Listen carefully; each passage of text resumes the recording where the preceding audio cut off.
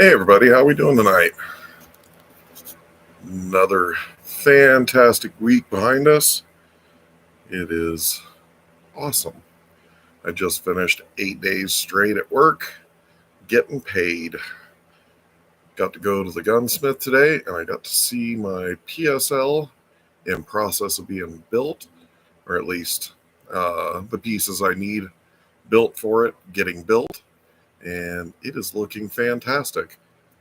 Basically, I'm having a custom rear trunnion piece built for it for a folding stock, and they knocked that piece out of the park.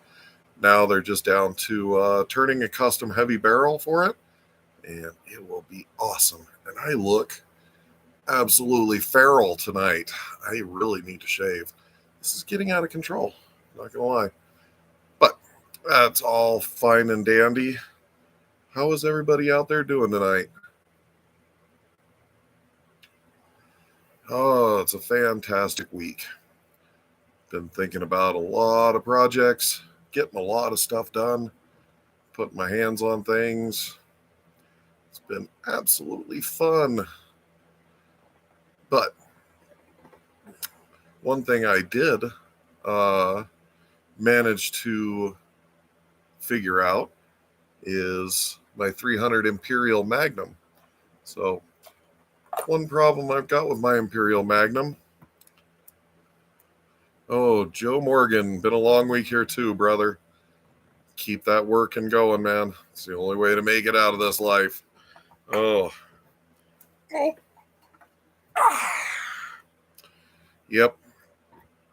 Long weeks. That's what adulting is about. And then the summertime heat. Boy, not fun. So my 300 Imperial Magnum. What I found, this is not 300 brass, but this is 7mm Imperial Magnum brass. So I think we may be able to open this up and turn it into 300 Imperial Magnum without too much of a hassle. And the next problem is going to be I still don't have sizing dies, but I have a forming die set.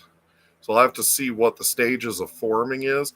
The original Imperial Magnum is off of the 404 Jeffries. So they have forming dies to turn a 404 Jeffrey into the various Imperial Magnums. The set I have is for the 300. So maybe it'll be happening.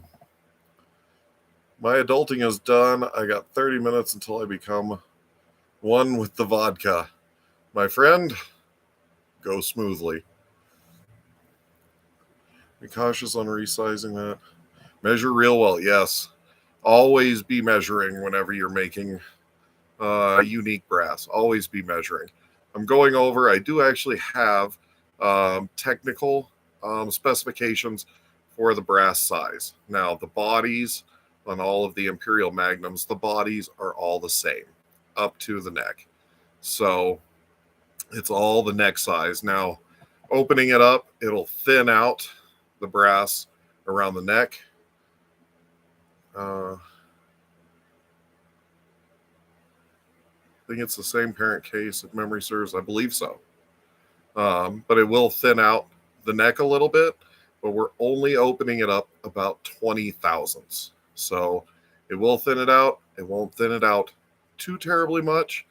And by shooting it, it should start moving brass back up into the neck. Maybe. So it's an option. Obviously, it's not the best option. The best option would be to get the 300 Imperial Magnum brass. But that's very difficult. Evidently, Canada does not allow their citizens to mail brass cases, empty brass cases from Canada to America. That is evidently illegal. So, evidently there's a lot of, or enough for me, brass in Canada. Can't get my hands on it because I'm in America, where they keep telling us we're free. So, it's an option. Uh, might be some cracking. That is very true. Yeah, yeah. My buddies in Canada say the same thing. It is possible for it to crack. Um, it's possible. I the case thickness. It's not a terribly thick case. It's I'd say it's probably average, maybe a little bit below average. But again, going from 7 millimeter to 308, we're only looking about 20 thousandths of an inch. So it's kind of one of those cross your fingers. 20 thousandths is not a big step. I've definitely done and seen worse. So I've got a few of these cases, so it's worth a shot. It is worth a shot. So I'm hoping that makes for a really nice uh, solution to the problem of no brass for 300 Imperial Magnum. As long as you don't load it spicy. Well, what is not loading it spicy? That's not a way to live. You're supposed to go up to the maximum every time. Don't do that. Always load properly. Start off minimum loads, real soft, work your way up. I generally don't load super spicy. They generally feel on the spicier side, but that's because I generally like heavier bullets. Um, but my loads usually come out to be on the lower side of the suggested powder charges. I find more accuracy down at the lower ends of the scale on powder charges, at least from what the books tell you. 3/4 of the way. See, I find it about 1/4 up. Um, it could just be variations in powder. I've got the powders. Everybody's got their pet powders, for what I shoot, for what I do, I love Varget. Varget is one of my favorite powders. It's very useful, very versatile. Um, Pretty much listed for everything I shoot. So I'm always keeping Varget on hand, and it's always been a friend of mine. What kind of powders and cartridges do you load for, Joe? For me, it's 54R 308, 30-06. I load 2535 Winchester centerfire for my dad. He's got an old 94 lever action in 2535. Here soon, I'm going to be loading 8x50R Austrian, which is a fun one.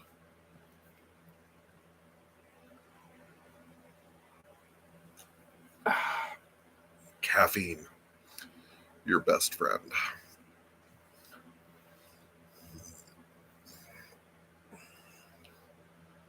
Oh, you haven't reloaded since high school. Oh, man. I love reloading. It's kind of a very peaceful uh, muscle memory kind of, I can set up various podcasts in the background and then I find it just a very peaceful uh, activity. Hopefully, uh, when I file for my FFL for ammunition manufacturing, we'll see how peaceful it gets. Uh, that's going to be an exciting time. Talking to some of my friends who have FFLs and getting some advice from them and things to look for, things to be watchful for.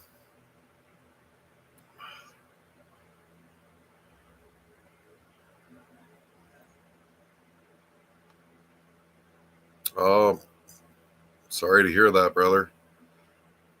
It's always difficult when a parent passes away. I have both my parents, but they were very, getting up there. My mom actually refuses to retire.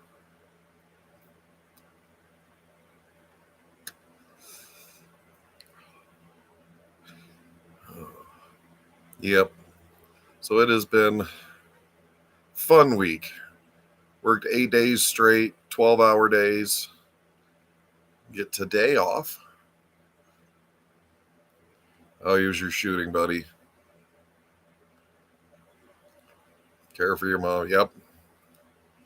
That's a full-time job. It really is. I've known a lot of people who've gone through that, and it's heartbreaking, and it's unbelievable work. Unbelievable work. It's God's work right there. That is, they say your parents take care of you so you can take care of your parents. We'll see how that works out in the future, because like everything in the future, I don't have high hopes. But yeah, I worked 8 days straight, got today off, got to see my dementia care is brutal. It really is. Really is. I have not been around someone with dementia, but I've heard stories, I've read about it. It sounds absolutely terrifying. It really does. Oh, yeah. Blessings to you, my friend. Blessings to you. I wish you nothing but the best, and you and your mother. So I got 4 more days on day shift, and then we are hopefully rolling right into a vacation week. And vacation week's going to be great. We've got Tanner Gun Club, Tanner Gun Show. Excuse me, Tanner Gun Show here in Denver. What is it? 1 week from this weekend, Tanner Gun Show, and I can't wait to go be out amongst the people, my peeps. I love going to the gun show. You can really find some wild stuff at the gun show, or it can be a complete dud. And I've been to both. Duds are no fun. No fun at all. But hopefully, being a Denver show, Aurora is really hit or miss. I went to the Colorado Springs one once. It was dud.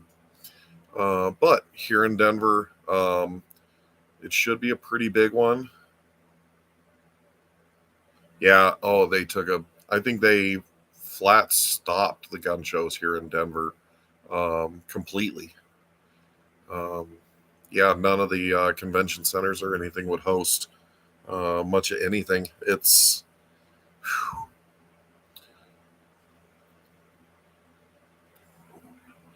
yeah. Hopefully, coming out of the coof, we are all going to get back to normal someday. I remember the Tanner Gun Show being huge, just unbelievably huge. Now it seems like it's about half and half guns and half anything other than guns. A lot of food tables, a lot of miscellaneous stuff. They had a Pokemon table set up at one of the gun shows I went to a little while ago. That was pretty freaking crazy. So, but I got a vacation week. Oh, I need to go shooting. I need some noise and recoil therapy.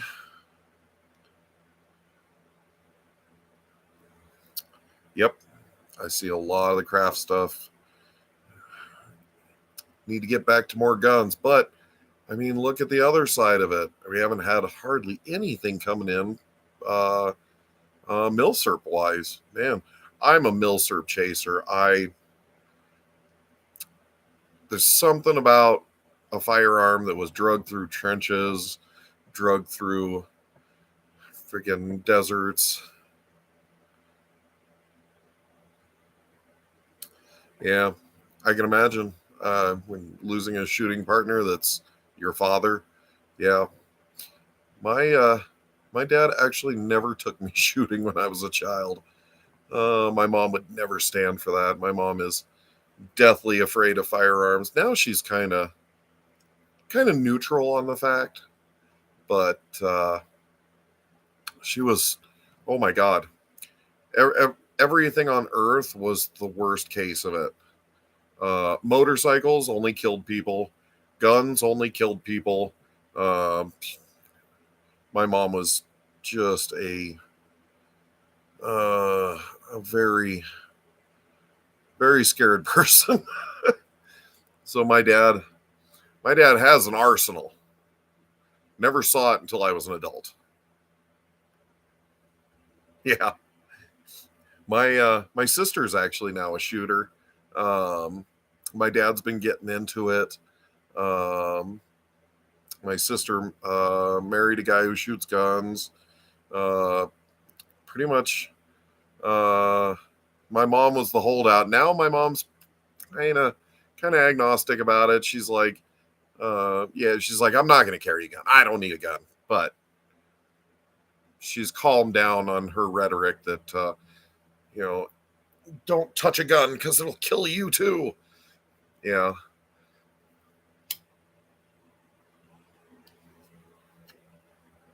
I got into shooting courtesy of the United States government.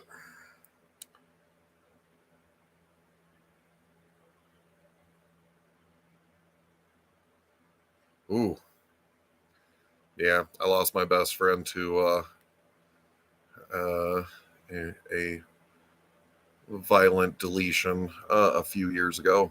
In fact, 2020. Yeah. Semi-competitive. Never competed. Uh, Mostly I don't have the time to train and put in the hours and the ammo. I just don't. I work just. I tell you, I put in the hours. I do not shy away. Um, the reason why I've got a day off today is because they told me I couldn't work today.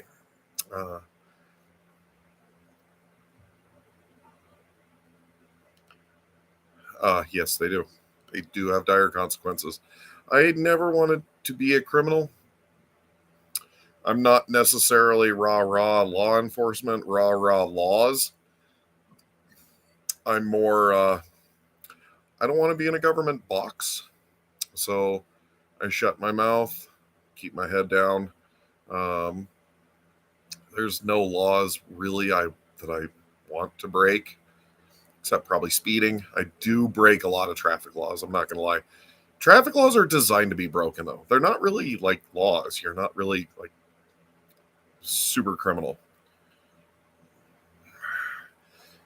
Yep. Glad to make it out alive and not incarcerated. But yeah, I break a lot of traffic laws. Red lights at 4 in the morning are optional. I'm not playing that game. But no, I've found that there's, if you work hard, you can get what you need. You can get what you want. Put in the time. It's it's a prison of its own, but uh, less grapes. So yeah, I'm hoping to get up to the range. I've got to test this 6.5 Mosin. This 6.5 Mosin is literally in my dreams now. It is just the 5 year project that you can never just get to the end of. And now I'm at the end of it. I was going to go up to the range today, woke up, nothing gone smoothly today. I have an overhead microwave in my kitchen, and it died a few days ago. Got a new one. Woke up this morning, had to change it out. Absorbed a little bit of electricity because I couldn't remember what breaker it's on. And yeah, it's took a good hour and a half to unscrew and fiddle around and rewire and get a microwave again. Never imagined how much I actually relied on the microwave until it's gone. Sad times. I'm dreading winter a little bit too. I don't know about, what'd you say? You were in Idaho? I don't know about Idaho. Colorado has been very wet. Um, it's been probably a good, I mean, the last good blizzard we had was 02 or 03. And we got just straight dumped. But it was really a springtime dumping blizzard. Real heavy, real wet, didn't stay. But the moisture this year, every day, crazy humidity, tons of rain. It's not the rainiest year we've had, but it's probably the longest stretch of rain. Like it's still, we never really had a very, like we never peaked in the summer. Like we've gotten up into the 90s, but we usually have a few days or a few weeks where we're in the hundreds, bouncing up and down 90s, hundreds for a few weeks. Never really got that. We barely got into the 90s this year, but every day we've had super high humidity. And I'm no weather forecaster or guesser or better, but I'm worried about this winter. I think it's going to be wet. I think it's going to be snow. Pretty mild here in Idaho. Last winter was evil cold. Last winter was fairly mild in Colorado. Not terribly cold. Usually, winters in Colorado are pretty mild. Like warm days, super cold nights. I mean, we can go through winter in the 40s. But it's been a while since we've had a good wet winter, and I'm really worried that this year I think we could get some snow. Um, yeah, I have never even been to Idaho. There's only a few states. I've been pretty much everywhere east, northeast, southeast of Colorado, and dead west. I haven't been to the southwest. I haven't been to the northwest. I got to find reasons to get out and get on the road again. I used to love road tripping. It's just a fantastic hobby.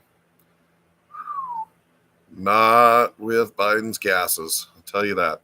The gas prices are unbelievable. Going to work is killing people. I'll tell you that. But I got 3 teenagers under the roof, and the ability for 3 teenagers to eat is unreal. Absolutely unreal. But we've all been there. You work through it and you survive. It's like 450 again. Geez, we're at 4. Dances maybe up to 410. But yeah, that is unbelievable. They say it is like just shattering all the records for this time of year for gas prices. It's been a long stretch of us paying unbelievable amount of money for gas, and we're sitting on all the gas we need. We could be independent and cheap energy forever.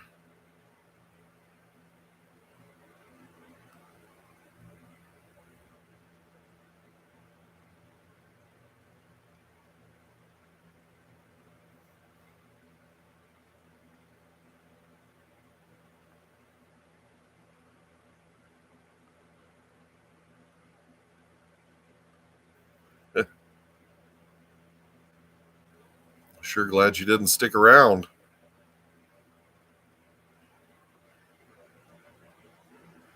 And so yeah, this winter, man, get your snow tires. I think they're going to get lots of snow tires. Is there any? way to remove ethanol from gas in order to store longer? That is a really good question. I don't have any idea. That is, I am not a fan of ethanol. I know, even with ethanol gas, the Stay-Bill products actually work. They really do work and keep it from um, going bad. But I'm not sure if you can actually take it out because it blends so beautifully. Like fuel blends very, very well together. Uh, I know, especially, I would actually look at buying clean gas. Um, I would bet if you Google your area, you can get clean gas, and basically it's straight gasoline, very little additives, very little anything.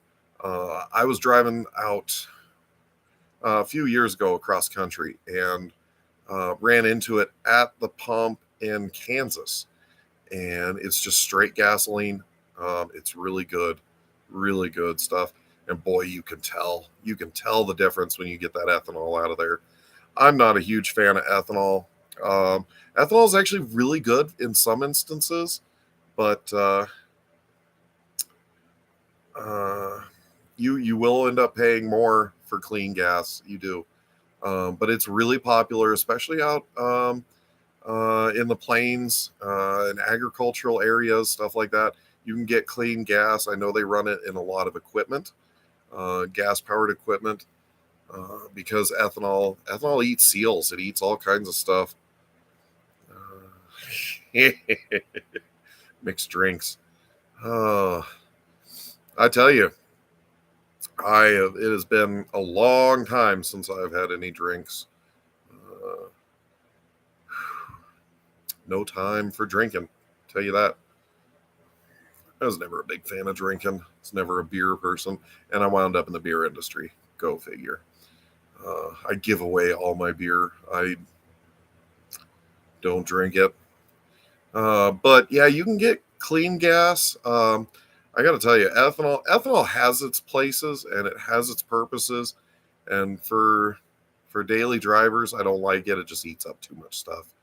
You need a lot of ethanol safe hoses, and don't let it sit. It'll eat ethanol safe hoses if you let it sit long enough. I've actually never had too much of a problem. If I'm actually putting a car up for like the winter or something, a trick I always learned, and I've actually had good success with it, um, fill up the fuel tank all the way to the top. Um, I was told, and it may be a wives' tale, it may be complete bunk, I don't know, but I was told that the air in the fuel tank and the evaporation of the fuel in the fuel tank, because of the air volume, accelerates the breaking down of the fuel. Ethanol does attract water; it absolutely does. Um, and in race cars, which I think is probably about the only use I think you can have for ethanol, high boost, high horsepower race cars, you actually have to change the oil a lot. You get oil contamination. You definitely got to worry about water contamination. You got to worry about a lot of stuff when it comes to ethanol. I prefer just leaving all that alone. Uh, Racing gases, it's actually pretty hard on some of the sensors, and I think some of the injectors don't like a lot of racing gas. I've actually run what is it, 110 in my street car many years ago, unleaded 110, not leaded fuel. Leaded fuel will seriously start monkeying up your O2 sensors. The O2 sensors don't like leaded, but unleaded racing fuels actually run just fine on the street, and they're pure gas. Uh, pure racing ethanol, or what's considered E80. Is it E85? The 85% ethanol and just a little splash of gasoline on top of it. That's the stuff that works really good. Yeah, I actually, one of the interesting things, it's a really wild story that I heard. There are people trying to figure out if lead in our fuels were actually contributing to violent crime. And they go all the way back to Roman times, and they have, using fancy science that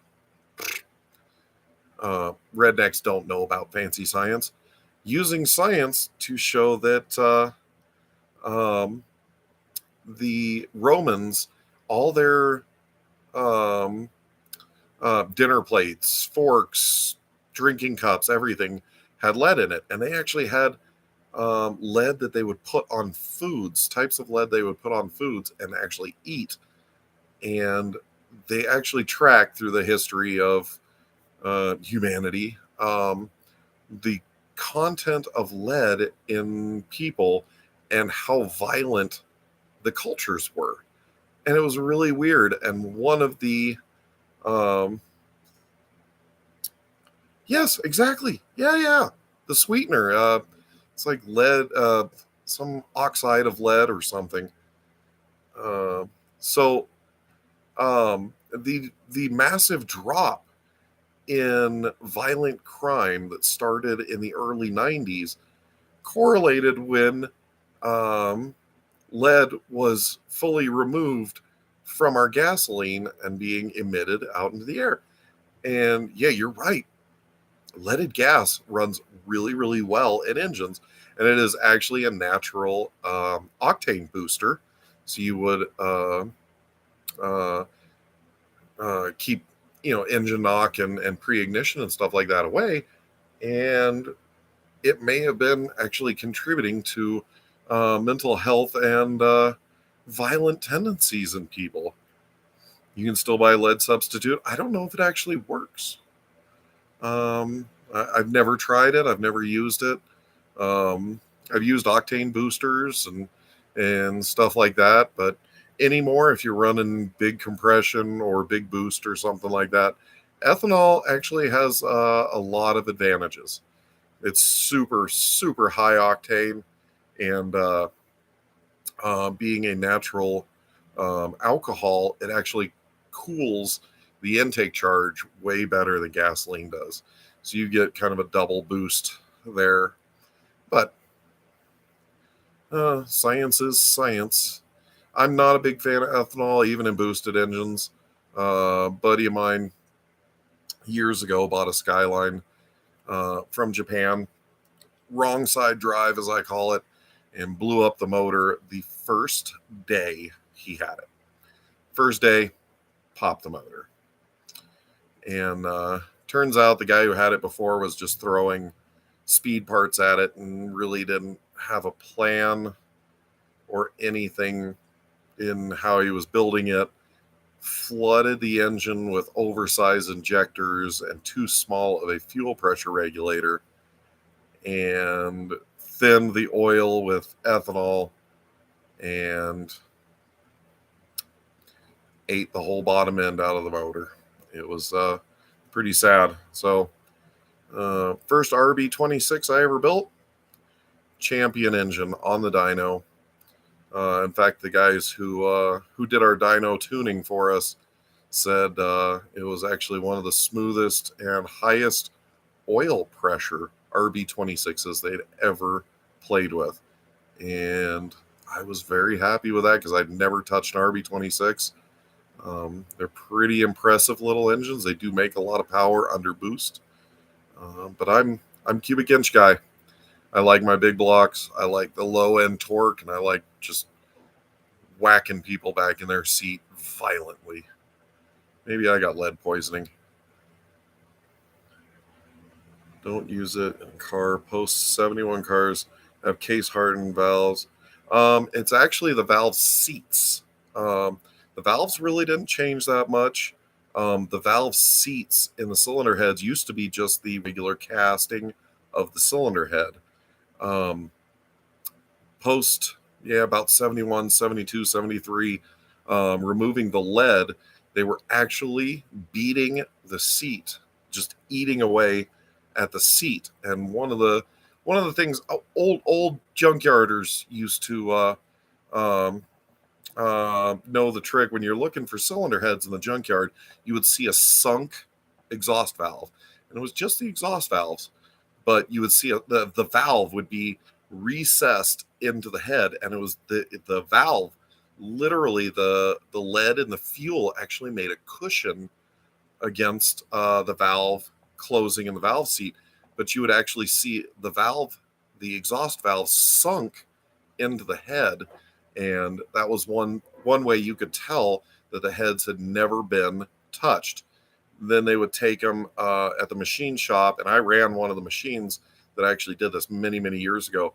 That would cut, and you would put a super hardened seat in its place, and then recut it and reset the valve to where it should be. Yep, that is very true. A lot of the older cars ran really big compression, and I think that was one of the biggest drawbacks to modern lead-free fuels is the rated octane could not handle a lot of the older engines. It would just detonate itself to pieces. Um, I've never had that problem. Most of the cars that I've played with and built, um, most modern, camshafts, compression, we kind of know what we can get away with, what we can't, how to keep stuff cool. Because that was another big one. Is a lot of the old iron actually ran much hotter temperatures, so had to do a lot more with cylinder head cooling, keeping the cylinder head cool, getting pre-ignition uh, out of whack. But yeah, that's a lot of things had to change. Hooray, vodka time, my brother. Go slow, go smooth.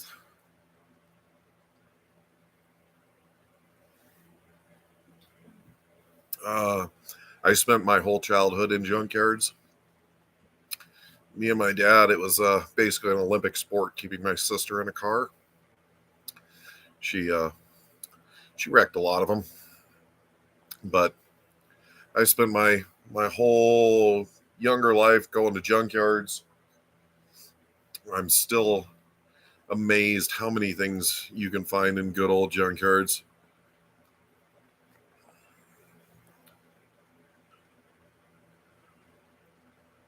Don't get tore up.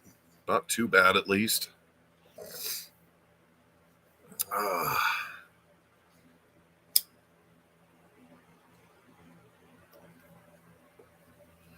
ah. So yeah, I spent my whole younger life chasing junkyards, finding parts.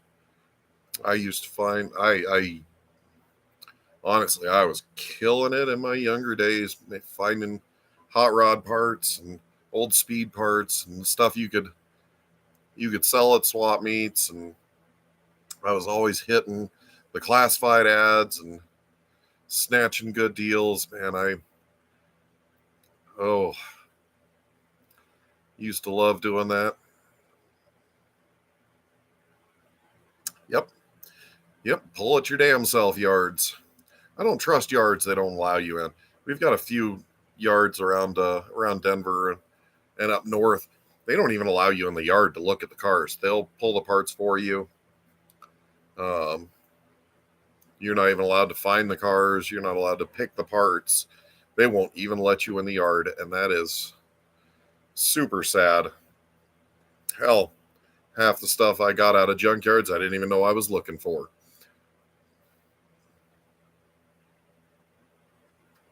But I used to find cars, used to do my own, automotive archaeology, going out there chasing cars, chasing storage lots was really good finds because people always just left cars in storage lots when they couldn't pay them anymore. Oh, lost house and a business. Oh, Don't be admitting that, my friend. Yeah, the last recession, the real bad one, '08, that was a tough one, but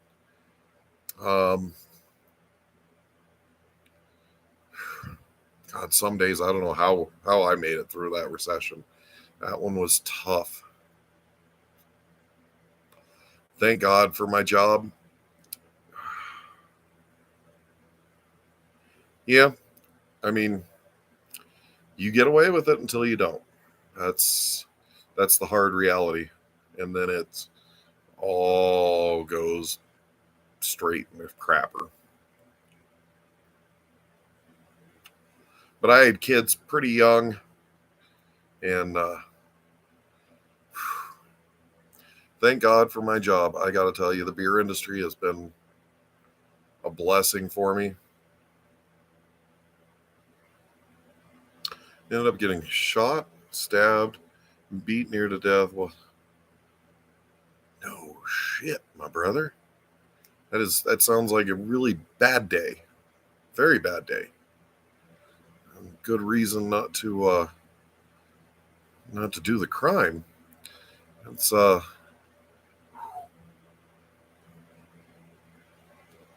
thankfully I've never taken a knife. I've never taken a bullet. I don't think I've pretty much gotten bad words said to my face. I'm 6'4" and pretty big motherfucker, but I talk a fair amount of shit out in the real world. It's probably wouldn't last much more than a day in places like New York or Chicago, but I yeah, right. It's amazing what people do to keep the family up. It really is.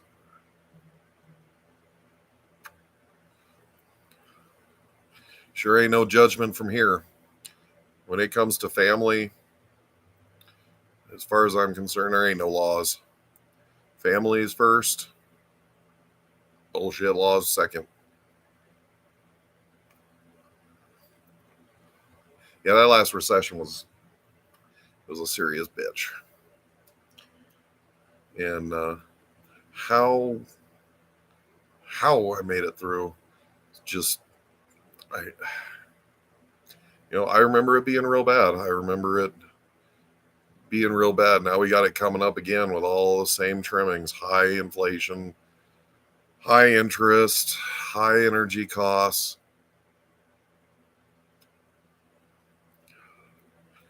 You know, hopefully I'm in a better place. Although I got to tell you, savings run out quick in times like this. I hope and pray for everybody going through this coming recession, because it doesn't look like fun. And of course, I mean, the rest of the world's on fire too. So, we still had, few things going on, but, the world wasn't falling apart terribly back during the last recession. This one could be a whopper, but I mean, they did it to themselves. I mean, what the hell do you expect with the coof bullshit? That was definitely not the smartest decisions to be made, much by anybody. I think there were very few people in charge. I think any of them are any better than common criminals out here. But there's some pretty dumb decisions and choices being made during the coof, and just blowing money like it was just tenderwood. Cannot imagine.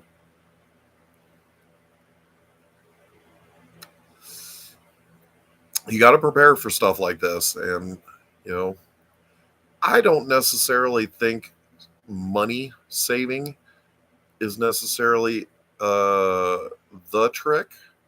Although, I mean, money is money. Right now, there's still food on the shelves in the supermarket. So money is still important to have. But yeah, keep your pantries full. Keep days of food on hand. You never know when something wild's going to happen. And I think we all remember the first days of the coof, and toilet paper disappeared. I mean, it was literally like the toilet paper conspiracy. Who the F thought toilet paper was the thing to beat COVID? Like, it was the weirdest thing on earth. But I remember walking through Walmart right after like the panic, and the shelves were bare. And I always keep a little extra food. I always keep a little extra money. I always keep, just to be safe. But that was one of those points in time where I'm like, the shelves are bare. And no, it's not. I mean, natural disasters are one of the easiest ways to get seriously upside down. I remember probably remember chuckling at the stupid people running around in a panic. So did I. I remember the last blizzard, I think it was 03. The like halfway through the storm, ran out of smokes. Like, just the dumbest thing on earth. And I'm out, can't get a vehicle out of the driveway. Thankfully, there was a gas station like 2 blocks away. And here I am walking to the gas station. So, I mean, prepare. Natural disasters are just that. They're disasters. They will catch you off guard. They will F you up. And that's it. I mean, keep a little extra food. Some months are better than others.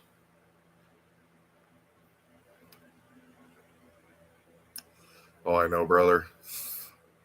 I managed to quit for about 2 years. Gotta get back on the quit train. Smokes are too damn expensive.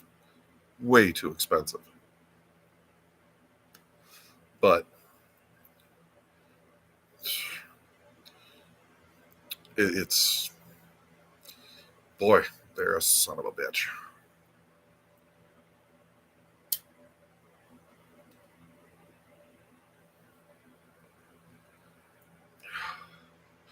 Yeah, but that's a rough way to go.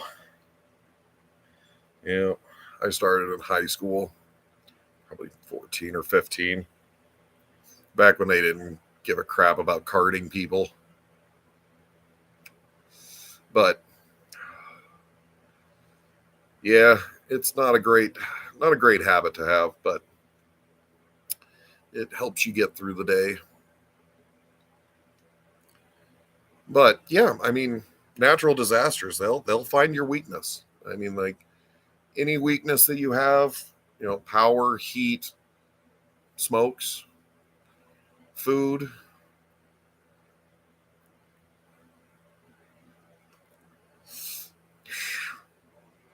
Dear Lord. Yeah. My grandfather smoked until he was 92 when he passed.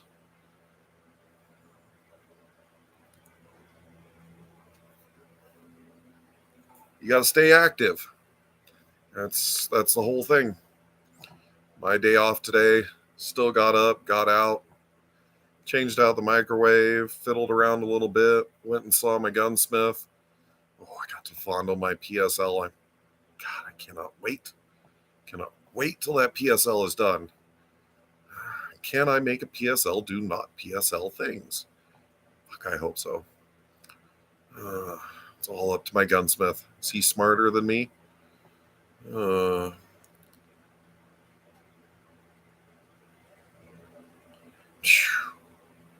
Dear Lord, man. You gotta stay away from that shit.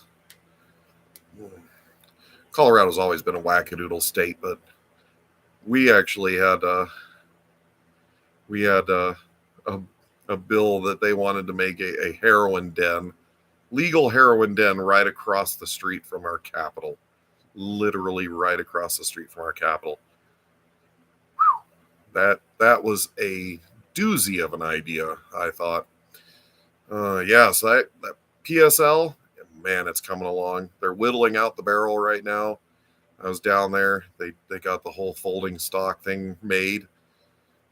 Uh, Not a machinist, but I got wackadoo ideas in my head. Somehow I managed to translate that into English words. Yeah, does come with that territory. Uh, but yeah, I managed to come up with words that the machinist could understand. Because machinists speak a whole nother language. And man, he got this little adapter made that bolts to the rear trunnion of the PSL and allows for the folding stock. It's sweet. It is just unbelievably beautiful. I'm so happy with that. Now he's whittling out the barrel. You know, I'm super super hopeful. In fact, right here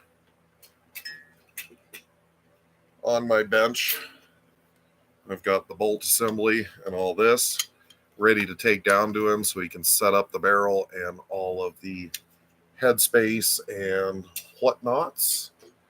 And man, I am just PSL is just like it's like one of my unicorns. I've always loved to furniture for those are kind of hard to come by. Actually, I've got a few sets if anybody needs sets of furniture for a PSL. A couple of kits that I purchased had furniture, and I'm not using the furniture. A Zastava M76. Have you seen my video? I've got a Zastava M76. It's sitting right there. No, oh, up there, hanging up on the wall above my bench. The barrel has yet to be pressed in because I work too much and I forget little things. And when I go see, it is an 8mm Mauser. And when I go see my gunsmith, I keep forgetting to take it to him to have the barrel pressed in because old age. Because old age. And and like I've got this wall of firearms that I'm trying to slowly work my way through fixing all of them, and it, some days it kind of feels daunting when you proverbially bite off more than you can chew, and you're like, ooh, that one's cheap. Ooh, that one's cheap. Ooh, that one's cheap. And then you've got so many more. With a tracksuit. Don't forget the tracksuit. You've got to have the full tracksuit if you're going to rock an M76. Yeah, it's got to be 8mm. I've seen a few of the conversions. Yeah, I know a lot of people that did. I really like that recession whacked everybody. I throughout the recession, I mostly snatched up like barreled actions and stuff like that because they were so cheap. They were so cheap. Still hit the pawn shop, still hit stuff today, but man, that recession whacked everybody. But yeah, I've seen a few of the M76s converted to 308, but I have an FNFAL for that. I don't need a milled AK in 308.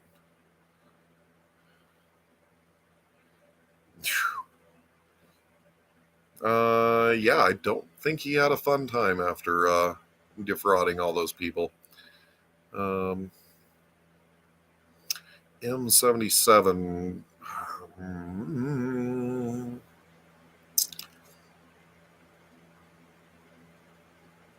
What is an M77? I know the M76 AK variant. What's the M77? It's so hard to remember all these little numbery details. I try and I try and I try, and I fail. It's the M76, but okay. All right. Yeah, so, but that's a stamped receiver. I've seen converted M76. Oh, see, now I'm totally screwed up. M70 was the AK variant. M76, 8mm Maus. Oh, see, I'm so upside down at this point. M77 308, is that a milled receiver or a stamped receiver? Yeah, Serbia cranked out 8mm Mauser throughout their entire history. I want to say they started off running stamped. I think, yeah. I'm not terribly familiar, but I think the M76 was the only milled big caliber receiver. I don't believe.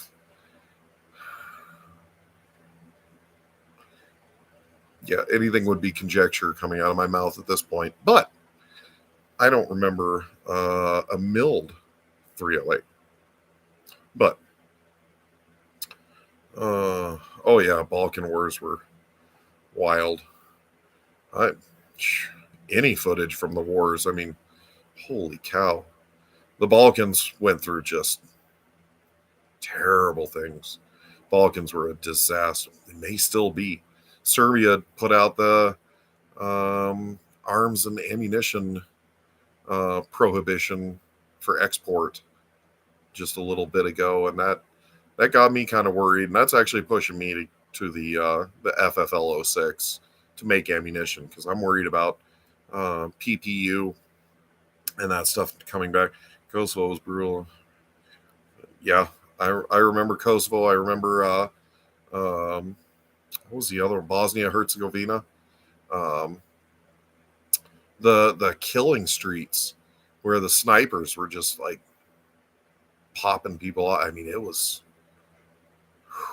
brutal. It was absolutely brutal. Mankind can do some seriously messed up. Like, that's actually like, government war doesn't bother me nearly as much as like just civil war, civilian fighting. Like, people can be seriously like brutal. When I was in high school, was it the civil war in Rwanda? I think it was Rwanda. See, old age, can't. CRS, can't remember squat. But yeah, it was like one of the largest genocides by time and volume in history. Something like 1 million people in 3 months were murdered with machetes. Yeah, Rwanda. That was brutal, and we saw it live on TV.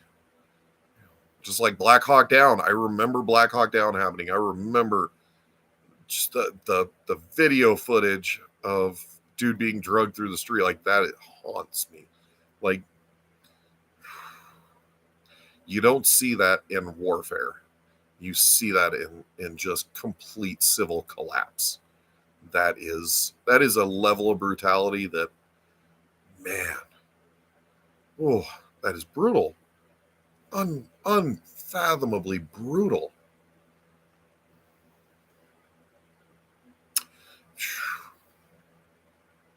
Yep. I never got into 15s, but I'm building 2 AR-10s. Because my stopping power.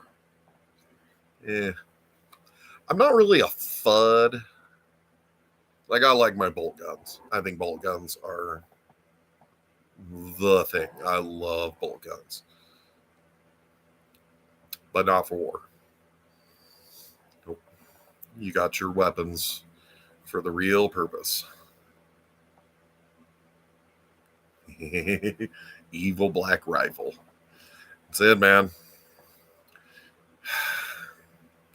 Piece of freaking plastic and metal is evil.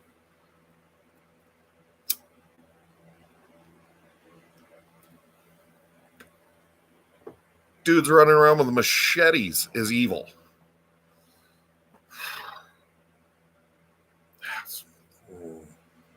The snipers outside of Bosnia was evil.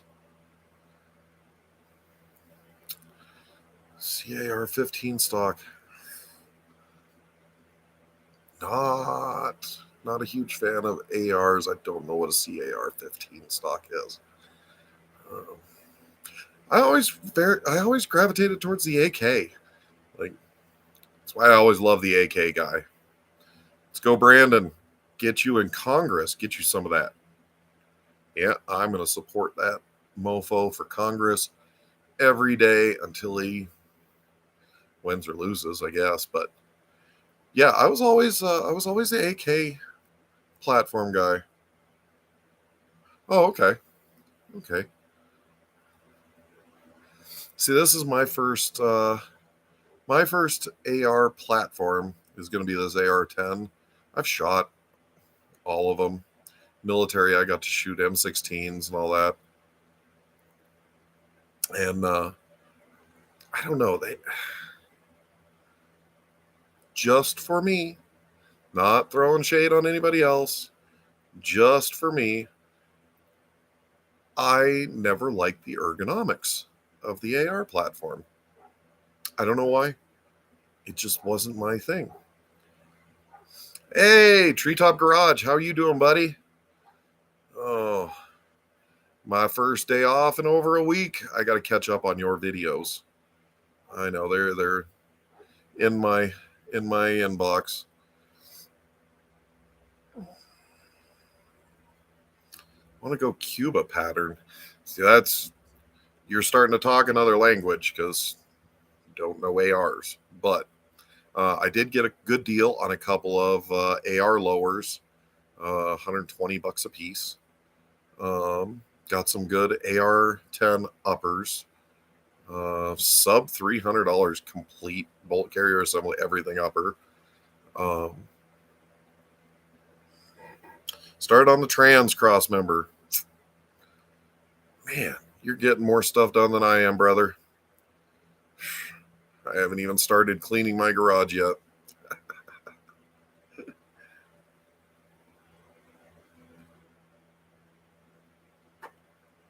Okay. I don't know that one at all. Yeah, I never gravitated towards the ARs. Like, they're a good tool. They work. They throw down what needs to be thrown down. I was always Milsurp hunting. Loved AKs, all that stuff. But I landed into a fairly decently sized stash of the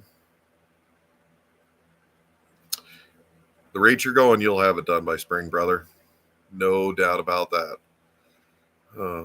But I found a fairly sizable stash of 7.62 NATO ammunition, South American ammunition, at breakneck prices, and bought it. And I figured, it's a good time to build a lightweight, useful tool to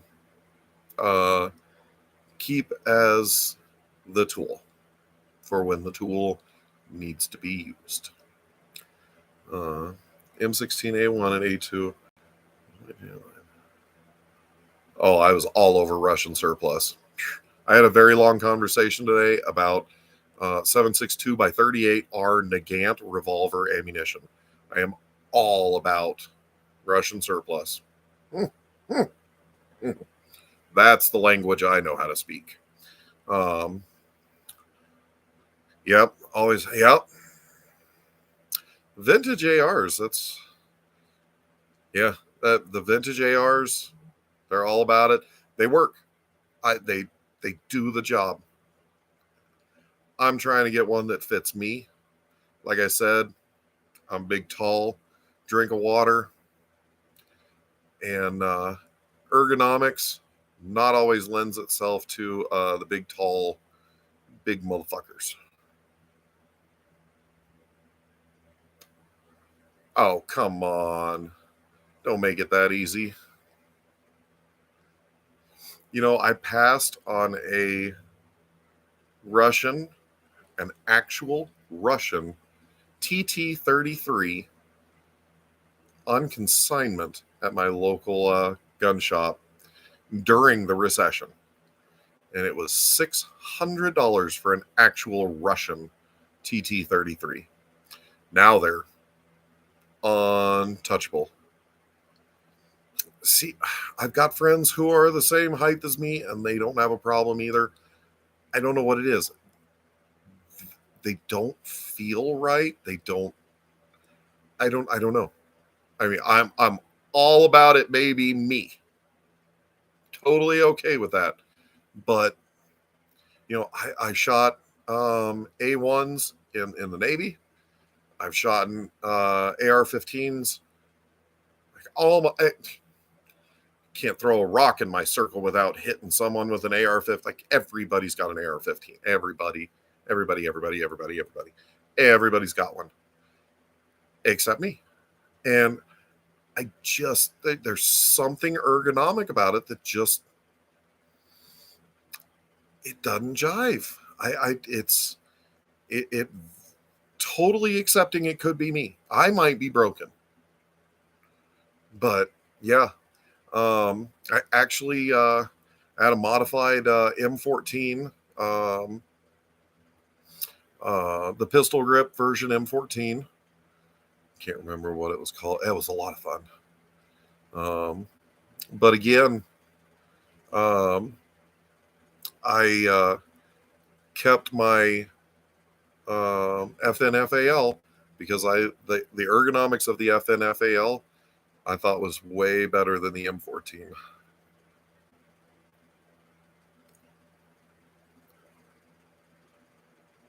Albanian. Okay.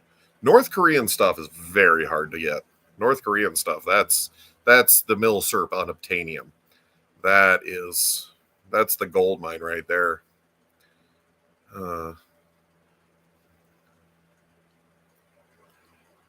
Hey, I'll talk to anybody. I'm very easy.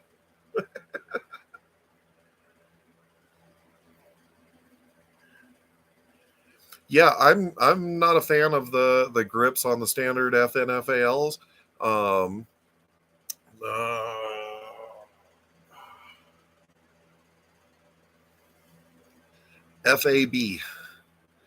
FAB grips, fantastic grips. If there's an FAB grip for the gun that I'm building, I go to them first.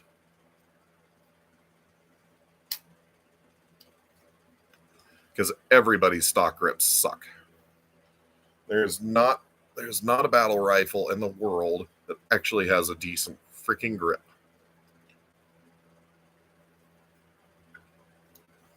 But yeah, I was always surplus guy. Love my bolt guns. Love stretching it out. Love hitting long targets. Like good day at the range for me used to always be like 30 rounds. Just slow and long. And me and my buddy just ate that shit up. Oh, good gosh, that's a collection. FN made some really nice pistols with Browning. Yeah. CZ.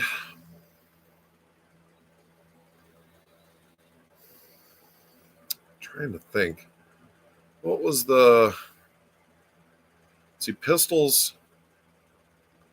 Pistols, in my mind, also fall kind of the same direction. It's kind of your tool. In fact, anymore, Um, uh, Running around, I carry the little mosquito with me with CCI mini mag 22s in it, because that's a pretty serious little whacker that you don't got to worry about blowing someone's fucking back out on, hitting someone else's dog or something. I love 10 millimeter, but yeah, that'll straight go through a bad guy.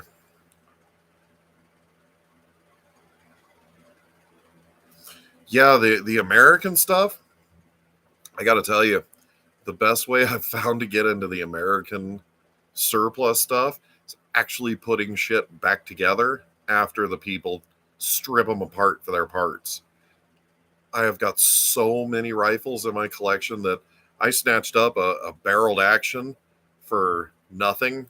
Go to eBay, snatch up a freaking original stock for nothing, slap together, and then you've got a six, seven, $800 rifle.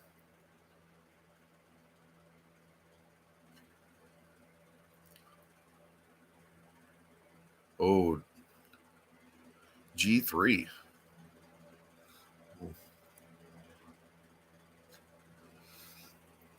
Yeah, yeah,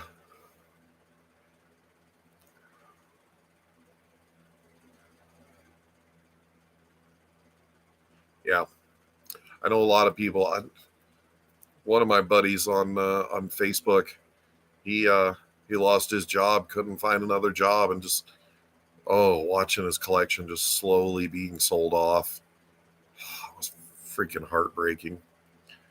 But yeah, I started seriously collecting before the recession really hit, and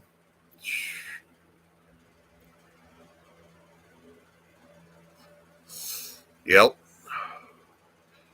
yeah, I like my little Sig Mosquito. It actually does the job pretty nicely, and ain't no one gonna enjoy a 22 mini mag.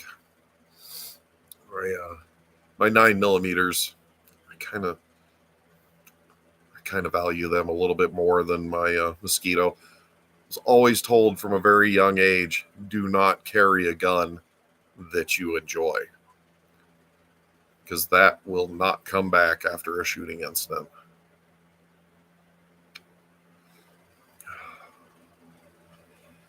But yeah, it's gotta tell you, some of the best places are still pawn shops. Pawn shops do not know how to buy properly. They do not know how to sell properly. Most pawn shops that deal with guns, it's literally an afterthought. They lowball the shit out of people, and they try to get their 50 or $100 on top of that. I have snatched some really wicked deals from pawn shop hunting, and that is it's a good way to go. I I've gotten a lot of good deals pawn shop hunting, and Denver's got some pretty decent pawn shops for that stuff. But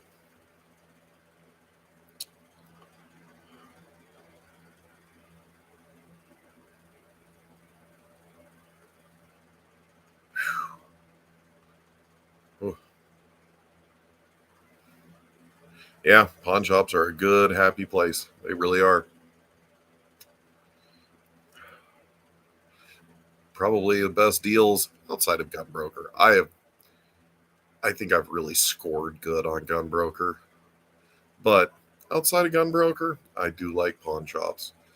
Uh, Maybe someday I'll get to go back. Oh, I work too damn much, and of course, can't sell guns. They're like my children. No, I'd probably sell my children.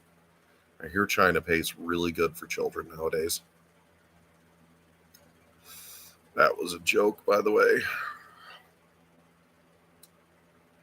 I'd probably give them my children.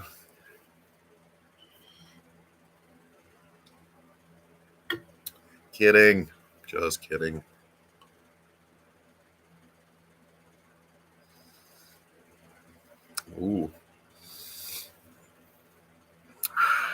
I don't know if I trust a lot of that.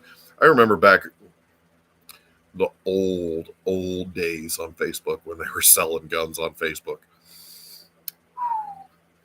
I was always nervous about that. You never know when there's a Fed around the corner waiting for someone to F up.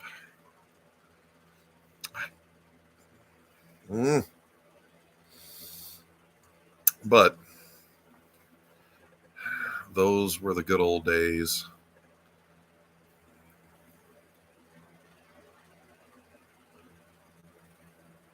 Yep. Hopefully soon I will have my FFL. But I don't think I'm going to get. People are really want me to get an 07. I don't think I want the hassle of keeping paperwork, and let's face it, paperwork's not one of my strong suits. Way too scatterbrained. Don't want to deal with the FFL. I don't want to deal with the ATF. I don't want to deal with, you know, to make ammo, to sell ammo. I think I'm going to stick with an 06. Very little oversight, very little stuff like that. And I'm going to set it up on my bench over here. Right now, it's just being used to store boxes and stuff like that. Car parts, all my engines. Still got stacks of engines under there. Oh.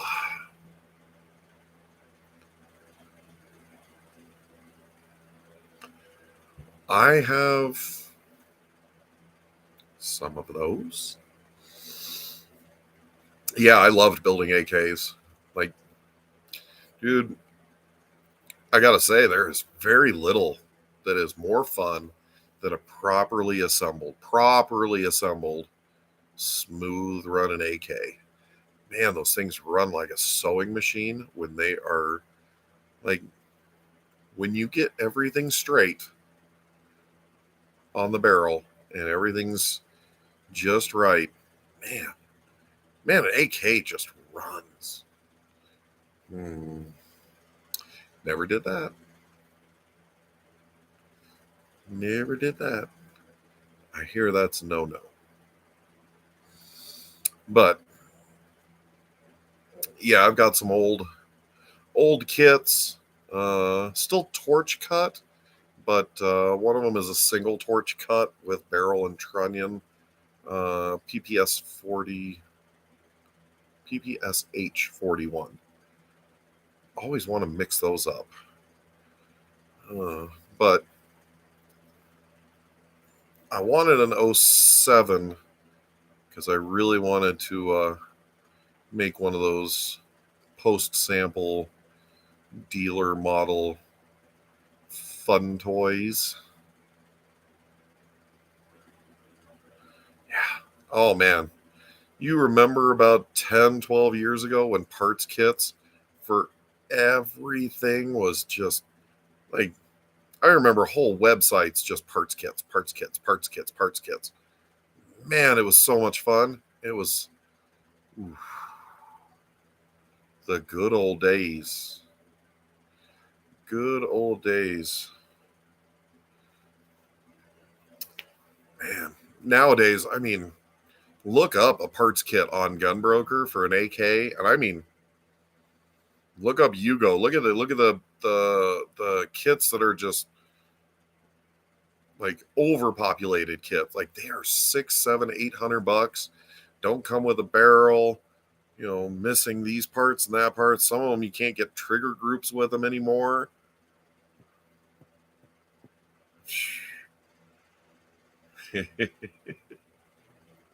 Yeah, we used to build all kinds of fun stuff. Oh, I do like sub guns. Sub guns are so much fun. They are just a blast. And I got two of them in parts that I want to build right now. The PPS 4352, the Woodstock, kind of mimics the PPSH. And then I got an original PPSH kit. I paid $200 for with a barrel. PT92AF. Yep, it's what they're supposed to do. Yeah, it's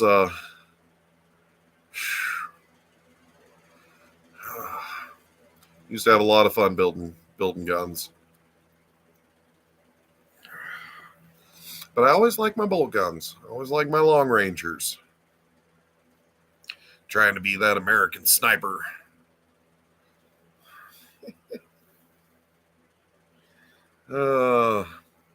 Yeah, it's a lot of fun. Tons of fun. I would never make it through sniper school. 6'4" motherfucker crawling through the forest. I ain't hiding nowhere.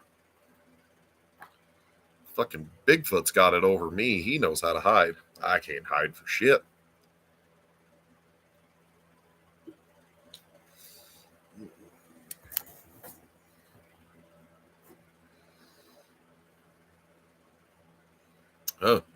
Not a place I want to be.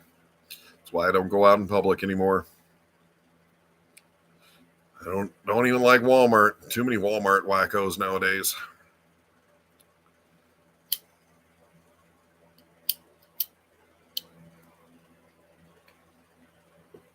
I'm actually surprised. I mean, like Denver doesn't have nearly the crime I think it should. Which tells me it's either not being reported or it's coming to a town near you soon.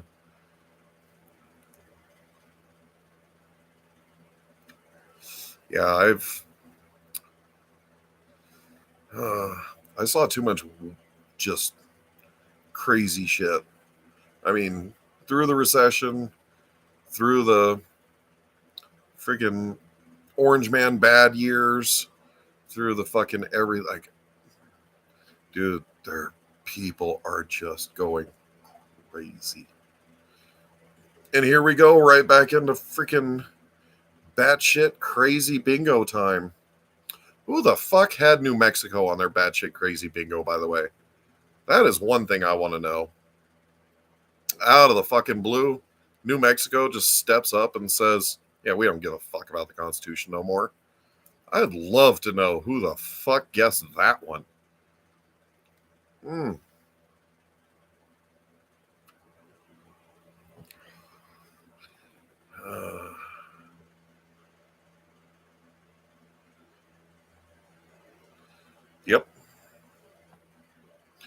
Yep.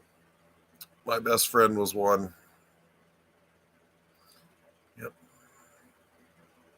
Buried with honors. Courtesy of the MC.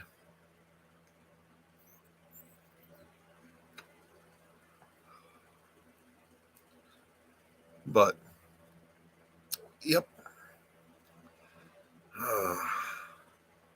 I got to tell you, we got to start like seriously cleaning house with people who are not willing to follow the own rules that they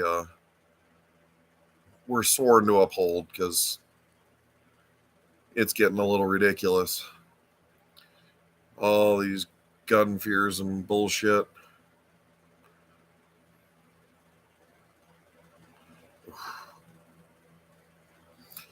Yep, mine got targeted.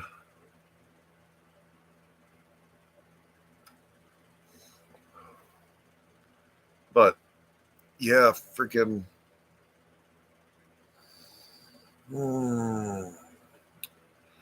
too damn freaking stupid in this world anymore.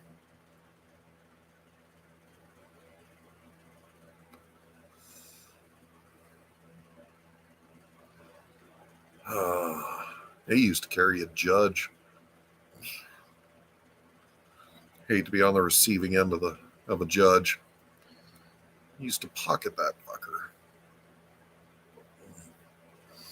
But yep.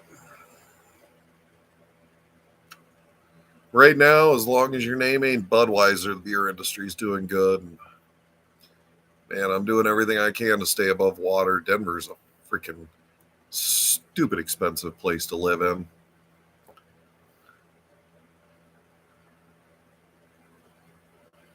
Yeah, what I found is people ain't coming no more. They'll go around behind you and fuck you up. All the smash and grab bullshit, all the freaking crazy, crazy crimes. But yeah, except for the the broad daylight freaking carjackings are freaking wild. Not seeing that stuff here in Denver, but yeah, anymore, I got no problem just staying at home. It's where my arsenal is. You ain't gonna make it through the door. I'll Joe Biden you through the door. I don't. You try it. I got stuff that'll go through that door, and you.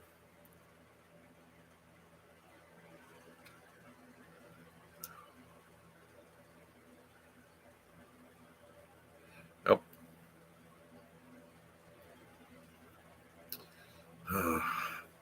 Too much stupid. Too much damn stupid. And I'll tell you what I pray for. I hope we don't come back to another summer of love. I'm about sick and damn tired of seeing cities get burned. Hoodlums just running around with seemingly full permission of the people in charge. Ain't no damn way we're going to play that game. I am well over that.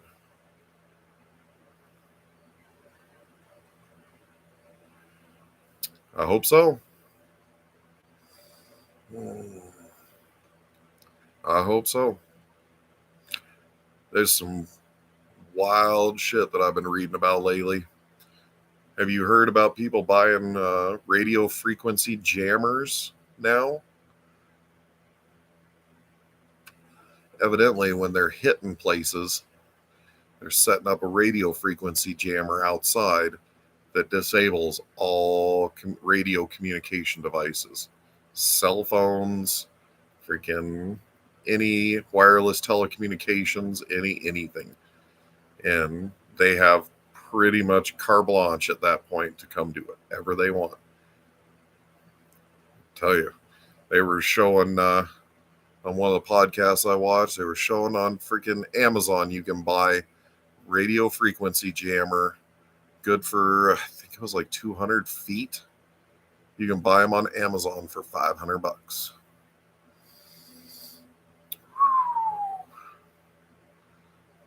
I tell you, RF jammer ain't gonna help you when you come to me.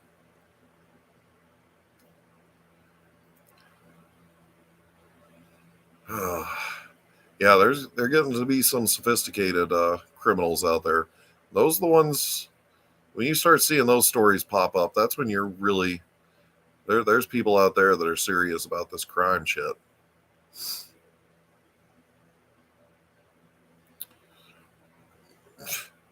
How many years is it to do a carjacking? I don't think they care about the freaking years they're going to spend. Like, I'm pretty sure they think they're going to get off. Well, look at the cities nowadays. They're just getting off on all these charges. Yeah, I don't think that's a very good deterrent for them. You know, but the fuck do I know?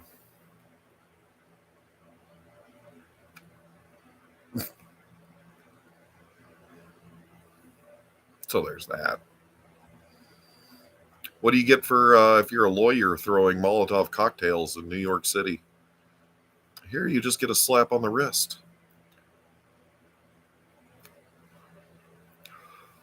Oh yeah, don't burgle. Mm-mm. Mm-mm.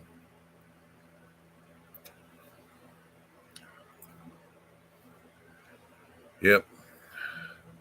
I don't know, man. The world's going into dark, dark places. That's it. That is entirely it. Depends on which side your bread is buttered. So I'll tell you what.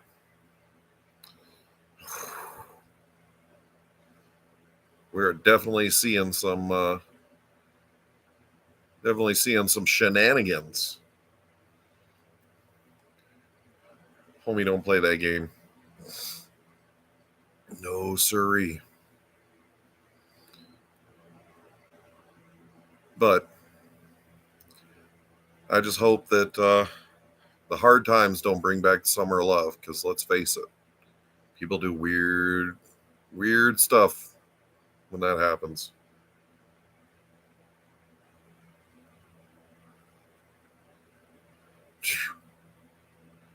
That depends on the party, too.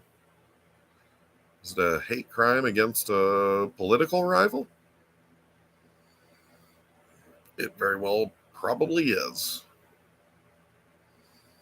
Yeah, a few years ago, a guy was breaking into cars here in my neighborhood, and he did not end well. The homeowner caught him in mid theft mode and chased him down the street and gave him a few bare knuckle reasons not to break into cars in a residential neighborhood.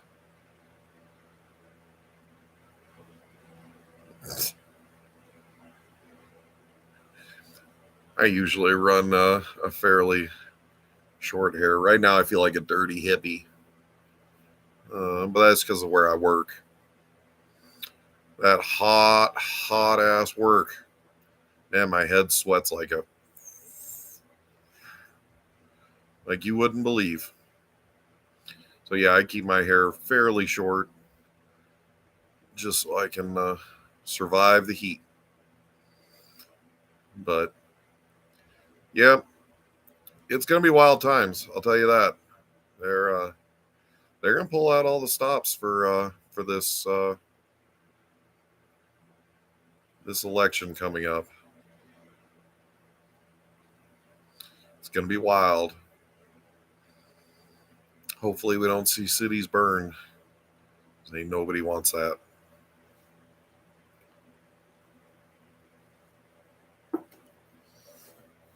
But making ammo. So I got a few ideas.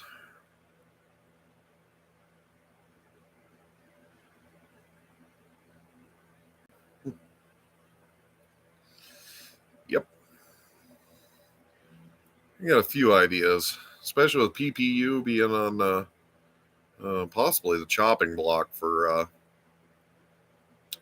not getting ammo exported. Really going to lean heavy into milsurp stuff. And we're going to run hot and heavy to be making ammo. Because we got to keep those milsurp guys fed. And milsurp stuff, we can't let that go by the wayside. It is.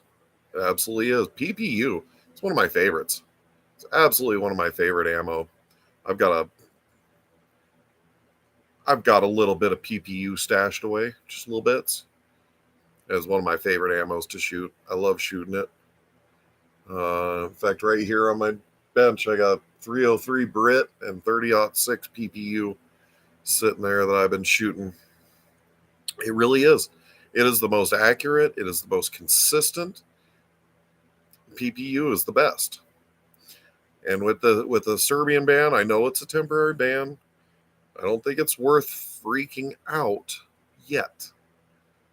But I think PPU is going to start tapering off a lot of that stuff. And just my thought. This is not financial advice, but just my thought. PPU is going to start going towards military stuff pretty hot and heavy. Europe's hurting pretty bad. Freaking out solves nothing. You're a damn right. A well-laid plan is the best thing to fill a trash can with. But I'm thinking if we can supply good amount of surplus stuff. And of course, Old West cartridges. Like, man, Old West shooters, lever guns, old wheel guns, stuff like that.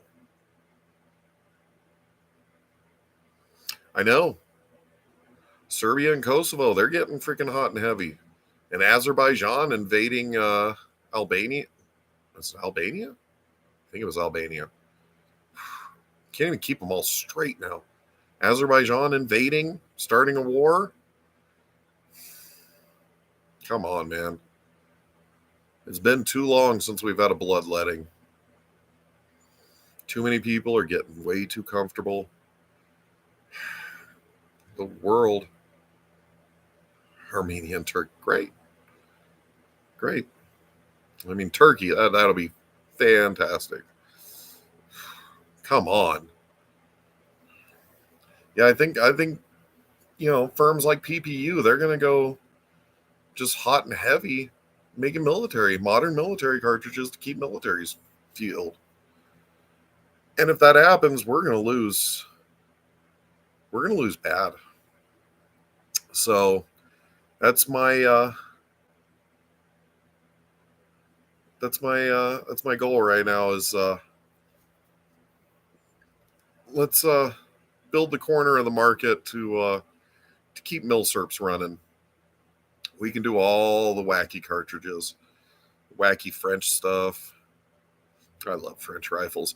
I know all the jokes. I know all the everything. I am not nearly as much of a French gun lover as Gun Jesus, but French rifles are actually really, really decent rifles. They are no slouch whatsoever. And if you've never seen, look up on YouTube 10 Minutes of War. It's a French film about a school bus hijacking in Ethiopia, maybe. I think it was Ethiopia. Oh, I tell you, GIGN, those guys are the real. Those guys are no BS. But yeah, look up 10 Minutes of War. It is, I got to tell you, the snipers, honorable snipers. Those guys are my heroes. Yep. That's why I like long range shooting. Like, I always just the deepest respect for snipers. Like, the amount of skill, the amount of knowledge, because it's not a dumb guy field. Like, you have to be very smart. You have to be very number quick on your hands, because you may not get more than one shot. And the stories throughout history of snipers is just that's my thing. In fact, I just got a new book, The British Sniper. Yep. That's snipers are they're the top of my list when it comes to heroes. They do some really impressive things with really most of the time very little. But yeah, God, how did we get on talking about snipers? Derailed my own train right there. Did you see that? No survivors. But PPU carving out a little corner of the world to get ammunition for these old milsurps. I don't want to get into modern ammo stuff. I mean, everybody wants 9mm. Everybody wants 5.56. It takes so much time and volume and resources to make that ammo. And my corner of the world is milsurp stuff. That's what I enjoy. So I think I'm going to carve out, keeping milsurp stuff alive. We'll keep knocking stuff like that out. I make a lot of milsurp ammo. I've got dyes and brass for almost everything. I should say what I understand is mostly everything, probably not even a scrape in the bucket compared to everything that's out there. But there's a lot of cartridges out there that are very, very underserved. Especially, I think a lot of the Old West cartridges are very underserved.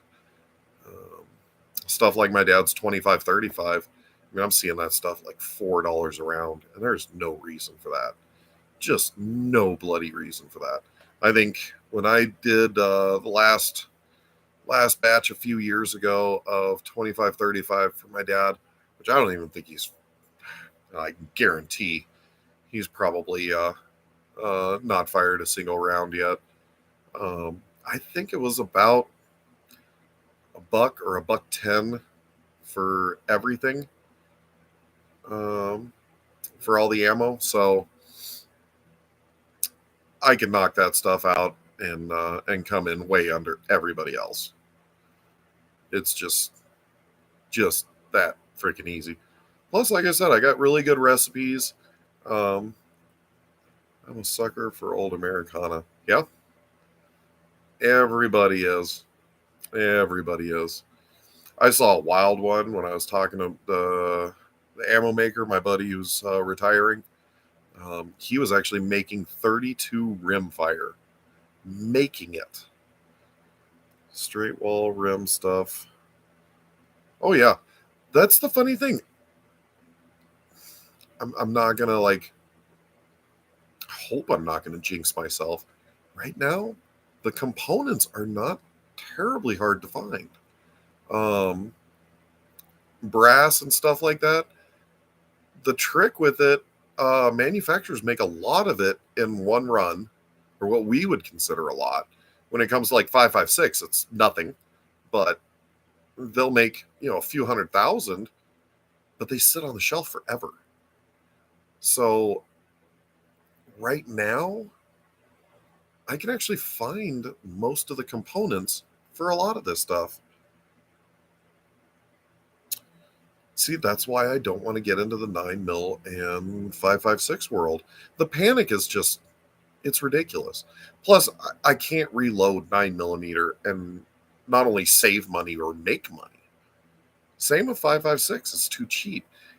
Even, I don't even know. I haven't even priced out what it would take for 5.56, but I would imagine at least 75, 80 cents a shot in just raw components, and you can't sell it at that. Oh, no, it hasn't. It's not all dried up. Not at the places I go to. We still got good stuff where I go to.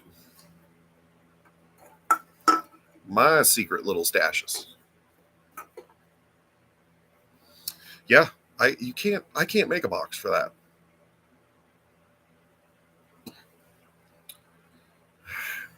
Yep. So for modern stuff, I really think not focusing on the modern stuff is a lot better, because I can definitely undercut anybody on the market for everyone going to panic. Ain't no one going to panic with a 25-35 Winchester. That's a fact. I will bet large sums of money. Ain't no one going to panic with a 25-35 Winchester. I will almost make a large bet that no one's going to panic with 7.62x54R. Unless they're dumb enough like me to have a little AK 7.62x54R. Then they might. But that person will definitely get cool points from me if he goes rioting with a little 16-inch barrel 54R that's blowing freaking flames like he's in King of Thrones.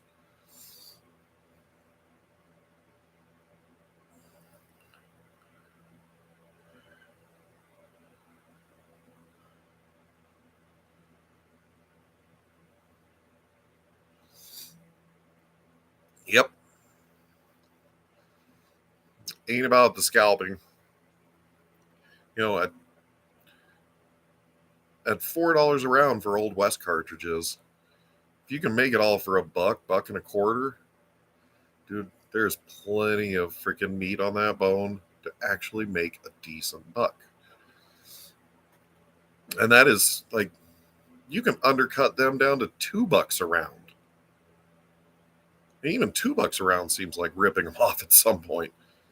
Like, you can really, really clean house.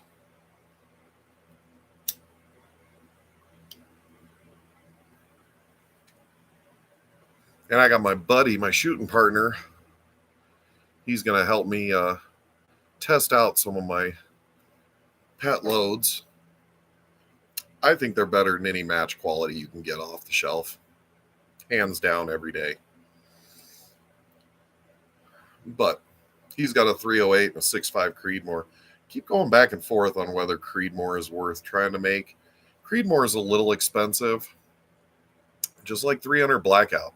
It's a little expensive, but man, when the panic hits, those are some of the first ones gone. I don't know. But I don't know if there's enough meat on the bone with cartridges like that. They're still not that expensive. The cartridges that are really expensive on the market, I think, is where the focus for me is, because I can undercut the shit out of them. And I can probably provide a better quality ammo than they could, because I do it every day. I make better 54R than PPU match, and I do that every day. I make better 308 than PPU match or federal gold.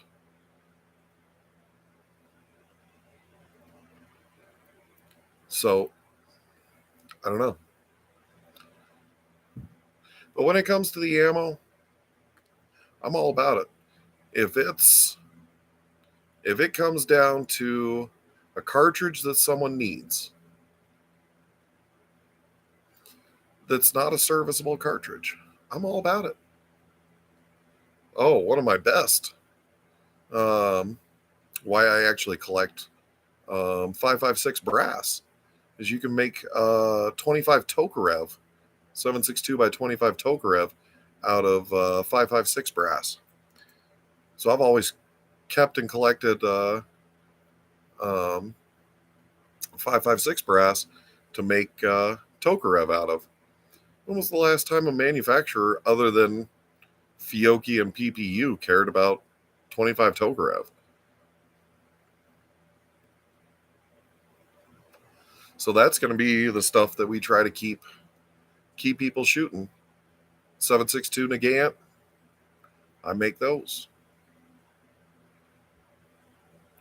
So that's what it's going to come down to.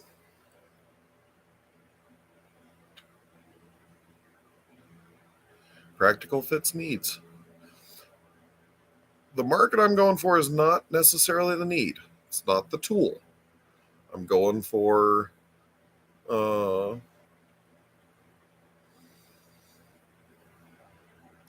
hobby, the hobbyist guns. Like I said, ain't no one gonna go rioting with a freaking Mosin again.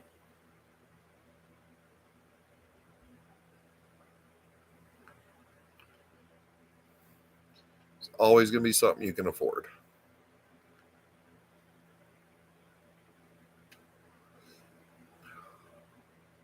That's exactly what I want to bring. You know, any of the old oddballs. I can't even imagine the most expensive cartridge I could make. Isn't going to be more than $1 a cartridge cost.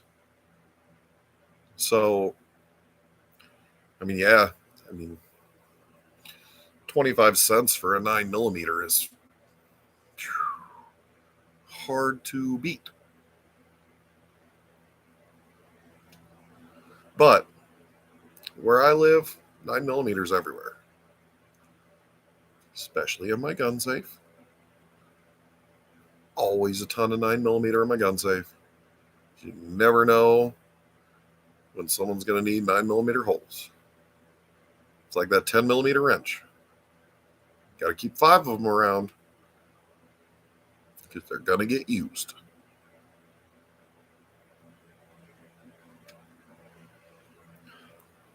So,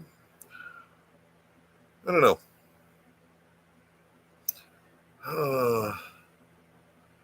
On a happy note, it's a beautiful day in Colorado.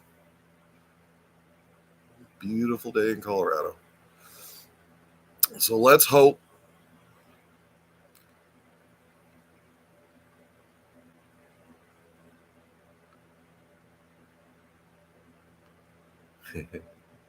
Model 15 Smithy. We don't actually have to go through shooting courses for CCW in Colorado. You just got to go through a kind of a legal class kind of thing, overview kind of thing. I imagine a lot of people would probably fail. Except my daughter. She's a straight freaking murderer with a 9mm. Her carry is a Glock, though. Do not like Glocks. Gonna jump in that bandwagon. But it's a beautiful day. We're all alive. Cities ain't burning. We do have batshit crazy down in New Mexico, but we're dealing with batshit crazy down in New Mexico. It's all root for Brandon. Get you some of that down in Texas. Always going to root for the man. Carryless now. Man, you're lucky. Colorado is the new California. I don't know if you've heard that.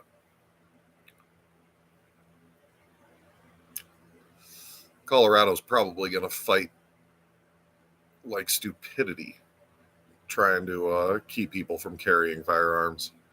Not a fan of that. But most places in Colorado, you're allowed to open carry without any beef. So I don't mind open carrying. Usually when I'm open carrying, I'm either out east or up in the mountains, usually up in the mountains. But is what it is. Well, everybody, I hope you all have a great night. Let's have a great week. I'm right back to work tomorrow. Working. I'm still waiting on a barreled action from McGowan, my second P14. I've got so many guns that I need to get up to the range. I need to shoot some range videos. My PSL is getting done. Man, sometimes it just feels like it's taken years to get stuff moving and get stuff done. But man, the guys are just doing great quality for me. And dude, when it comes to time, I'm still young. We gonna make it happen. I want to do a build video on my AR-10, but I have a feeling that the used tubes will not enjoy a build video on my AR-10. So I'm probably going to do an overview video once it's assembled. Me and my daughter are each building one. I might build 2 for myself. Got 2 hands, I can shoot 2 of them. So we'll just have to see. I know videos have been a little few and far between lately, and I'm still here. still kicking. We're going to get stuff done. We're going to knock stuff out of the park. We're going to build really cool shit this year. Just takes time, brothers. Hang in there.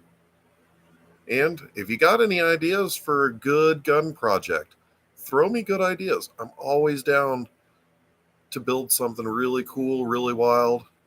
I want to build a heavy barrel 8mm Mauser, just cause. I like 8mm Mauser. I'd really like to see getting some sniper action with an 8mm Mauser. Throw some 8mm really hot and heavy downrange. Something like that. Got my attention all day, every day. So I'm going to bail here. Y'all have a great night. And I will see you again soon. And we're going to keep shooting, guys. So have fun. Stay safe. Take care of your family. Love on your kids. Or sell them to China. It's all up to you. I will catch you all on another video. Y'all have a great night. Thanks for stopping by. We'll see ya.